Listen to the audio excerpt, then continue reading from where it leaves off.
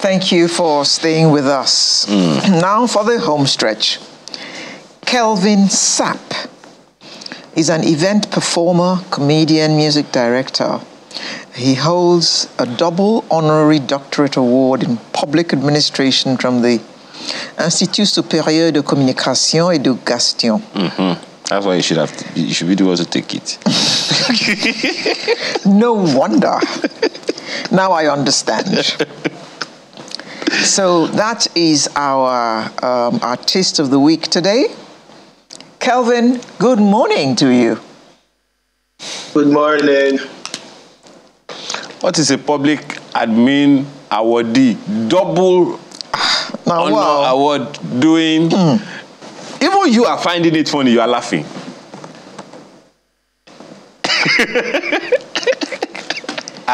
He's a comedian.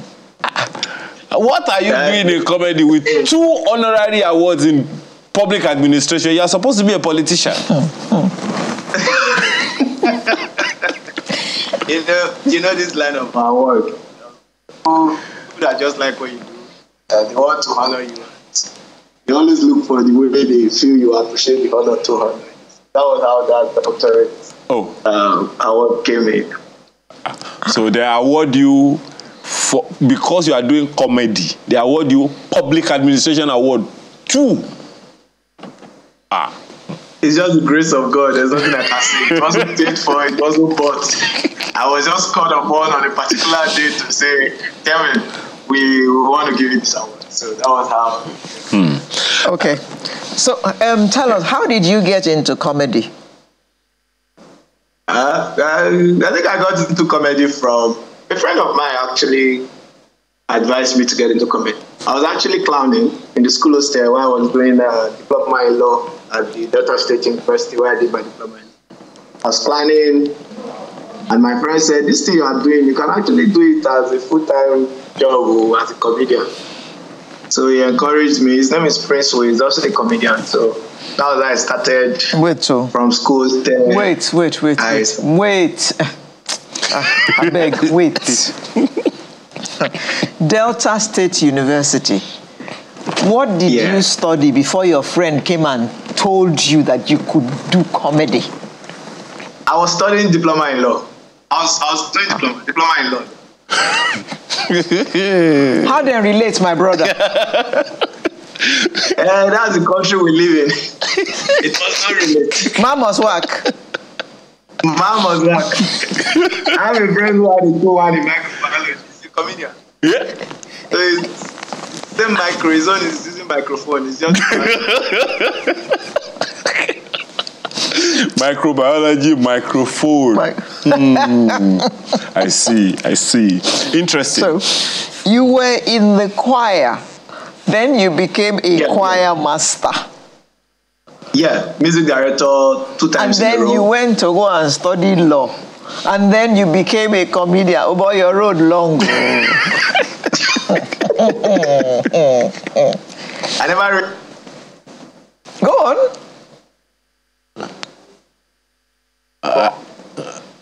Sorry, we didn't hear that. Please unmute. Yes, I said I haven't broken it down like this before. Oh, okay. Like, break it down. From here now, go here. From here now. But now it has been broken down before your very koro eyes. Yes, it's a very long journey. All right, tell us, how did it all really start for you? For how many years have you been in comedy now? Well, since 2010, 2011. Okay, well, it already had quite takeoff at the time. How did it begin for you? What was your motivation? What was your inspiration for getting into it full time? I think one of the things that motivated me for getting into it full time was in 2017. In 2017, before then I had been doing stand-up, but in 2017, I did a song that went really popular. At that time, we don't know what viral is. We just know that the song spread around everywhere. That was a song I did when this Ponzi scheme came back then. So I don't know if you heard the song. What? So it was that song that the moment that song picked up, everybody was like, man, who is this guy who sang the song? And from there, I started coming out more again. It was just me doing my thing in Delso. But after then, we had to bring it out to the world as a whole. So that was when the motivation came. Okay. Yeah, there's something you said in the joke that's on the screen now, in your performance, with Forever that's on the screen now. You talked about people stealing, or rather, doing other people's jokes. Have you been a victim? The truth is, you can't steal my joke. That's the problem. Oh, really? Yes, the kind of comedy I do is music comedy. So for you to steal my joke, one, you must have an understanding of what music is. You must know tonation, you must know tunes before you can steal my joke. It's not that easy, but for every other comedian that does stand-up comedy, stealing of joke is somewhere in the industry of comedy.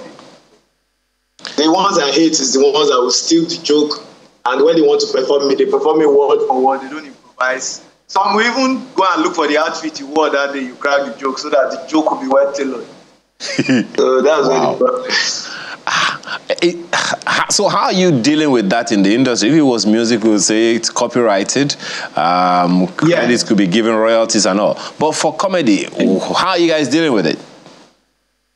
I think what we're doing now is, that's why you see many of us are trying to make sure we build our platform to make sure that when we go for events, we tend to have somebody that goes with us to do little recording. So from there, we can actually, immediately we leave the event, we try and post it. Because for you to brag about a particular joke or a content, it should be seen on your platform first. Because the way internet and social media all is going, anybody that posts something first, they assume it's the person that owns the content. So the best thing is work on your platform. So we try our best to work on our platform then to make sure we push it in first. That's what we do. Well, it's interesting that, anyway, so what kind of reception do you get, from your colleagues in the industry? What would you call your own USP in the comedy sector? I think for me, my own niche has been the fact that I don't do what everybody do. When I started comedy, it was more of stand-up, but after some time, I had to find my place in the comedy. Everybody does stand-up, so I had to look for, okay, where is my stronghold? So which has been the music comedy, and over the years, I've been able to, until recently I was checking, I discovered that the music comedy that I've converted, the ones I've done cover for is more than 15, which could even form an album. So that's I think that's the thing that has kept me with my colleagues. They know that, okay, Kelvin does stand up, but he has a very good strength in music comedy. So that's the difference between. Yeah, and there aren't many of you in music comedy, really. Although I would remember back in the day, I think we had, was it MC Basketmouth, and very, very few others. Yeah, Basketmouth. Yeah, back in the day. Maliki was there too. Okay, yes, and then there was CD John, I think, a number of other people, like that. So, what's the appreciation that people need to have for your branch of comedy, which is music comedy? Okay. I think the appreciation people should have for our branch of comedy is the fact that it is not really that easy as it sounds. Because if you can see from behind me now, this is my workstation. So anything you see that I do out there, it takes time. We'll come here, we'll produce, we sing, we'll back up, we'll do everything, we'll master it, and we'll mix it. It's more or less like I'm doing the same music, the basic thing, but I'm just doing it from a different angle. So people should appreciate the fact that we put in a lot of effort to make sure that the music comedy here is nice. We put in a lot of effort. And the number of three of us that are there, we do a lot of effort to make sure the thing is nice. And a number of people will also wonder the value it brings. Yes, it's funny and all. Why should people appreciate it? What value would you say generally comedy brings to the table, particularly your genre? I think my genre of comedy is the value it brings is the fact that, funny enough, as it may sound, some of the music comedy that I've done, I performed it in places, churches and other places where I get feedback from people that say, this thing is comedy, but there is something inside that touches my heart. There is something inside that touches my soul. So, and that's the main goal of me being a comedian. Even when I'm funny, I should be able to bless you. Even when I'm funny, I should be able to touch a particular part of your soul. It's not just laughing. I remember one performance I had in Port Harcourt. A woman said, I came to this church today very dull and sad. Say, but immediately I finished listening to all this your music, comedy, and your performance, I swear I don't know what happened. It's like a burden just left me. I just became light. So it's not, this thing is not just ordinary. We don't just do it because we want to do it. Do it because it's more like a goal. Is what we're called to do. So I try to make sure, for me as an individual, I try to make sure I don't just do music comedy for you to hear. I do it for it to become a blessing to you when you hear it. And I've gotten a lot of feedbacks about this thing being a blessing, this thing touching my life. So it's about touching lives. That's one of the value I give for music comedy. Well, there's something I'd like you to speak with you, and I don't want you to shy away from it if you can. If you can handle it. When it comes to movies, there are genres. There is horror, there is action, there is comedy, there's romance, and all of that. When it comes to music, there are genres. There's reggae, Afrobeat. Now we have Afrobeats, you name it. Soul, disco, pop, and the list is long. When it comes to comedy, you've talked about music comedy, you've talked about stand-up, and you see, for the other sectors of entertainment, music, and movies, they have, peculiar ways, even parameters with which to judge how good they are and all of that. Do you see such a thing happening in your sector, in comedy, where people can grade and they can, maybe, should I dare say, award some recognition to certain classes of comedy, if you will? Yeah, presently we have that. There's a platform. There's a body of people that are actually doing that recently, because the comedy itself is not just stand-up comedy alone. It's not music comedy. We have different genre of comedy. We have the stand-up, the music, the sitcom, and presently now we have skit makers who are also doing comedy. So there's a body, the Honourary Awards, they're actually doing that right now, trying to segment every part of this comedy to say, okay, who is the best stand-up comedian of the year, who is the best music comedian of the year, who is the best skit maker of the year, who is the best sitcom comedian, the best comedy content, to actually, okay, now let's appreciate every segment of what comedy is about. And they're actually doing that. They had their award last year. They're still going to have it this year again. So they're actually doing that to show the different angles of strength when it comes to comedy in general, where it is being segmented into. So everybody's been awarded according to what you are giving and where you are positioned. So there's an award for that. Everybody's been awarded for it. But still, it all started from stand-up comedy. So stand-up comedy is actually the mother of everything. It's from stand-up comedy. We went into sitcom, we went into music comedy, we went into skit making. So that's where everything falls out from the stand-up comedy itself. You started by singing in the choir, and you became a choir master. Why didn't you just go into music? Let's say my friend deceived me.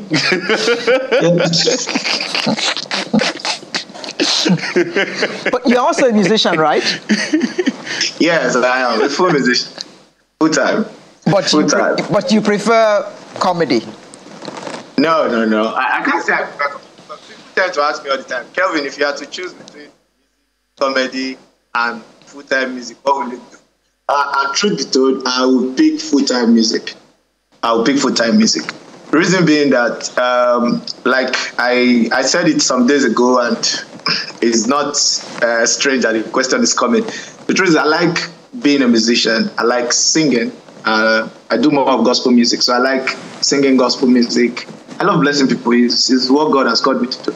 So the comedy thing for me is like sometimes when I want to depreciate it, I'll say comedy is my talent. Music is my ministry. So that's the two in one. But if you ask me then what do I want to do if I'm given the opportunity? So I just want to just do music quietly because this comedy is by the grace of God. Okay. Able to take it home and abroad. So that's it. I think we just found our headline for tomorrow. Comedy is my talent. Music is my calling, my ministry. You know, someone wants to know. So, with all of these, how are you legalizing? Oh, maybe I should put it better. What happens to law, or is it just in the recycle bin? So far so good.